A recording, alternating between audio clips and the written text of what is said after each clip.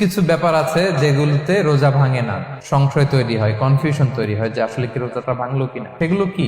এক নম্বর হচ্ছে ভুল করে যদি কেউ খায়। দুই নম্বর হচ্ছে এটা বিবাহিতদের জন্য, বিবাহিতরা ফিজিক্যাল ইন্টারকোর্স যদি করে, দেহ থেকে সিমেন আউট হলে রোজা ভেঙে যায়, কিন্তু স্বাভাবিক মেলামের সাথে রোজা ভাঙে না। তিন নাম্বার ওয়েট ড্রিম, বাংলায় বলে স্বপ্ন দোষ।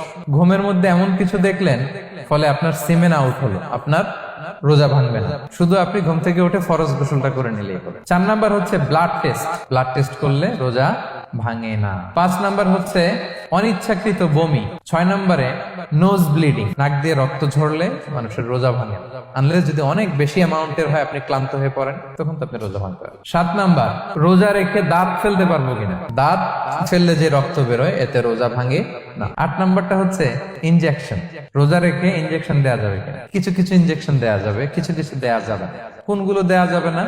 এনার্জেটিক ইনজেকশন দেওয়া যাবে না, যে ইনজেকশনে ফুড সাপ্লিমেন্টারি আছে, যেটার মধ্যে নিউট্রিশন ভ্যালু আছে, এই ইনজেকশন গুলো দেওয়া যাবে না। কিন্তু পেইন কিলার যে ইনজেকশন গুলো আছে এটা দিতে পারবেন, অ্যান্টিবায়োটিক ইনজেকশন দিতে পারবেন, অ্যানেস্থেটিক ইনজেকশন দিতে পারবেন, এই জাতীয় মেডিকেশন ইনজেকশন গুলো দিতে পারবেন। নয় নম্বরে কিছু কমন ব্যাপার আছে, এর মধ্যে এক নম্বর হচ্ছে টুথপেস্ট। রোজা রেখে টুথপেস্ট দিয়ে ব্রাশ করা যাবে কিনা?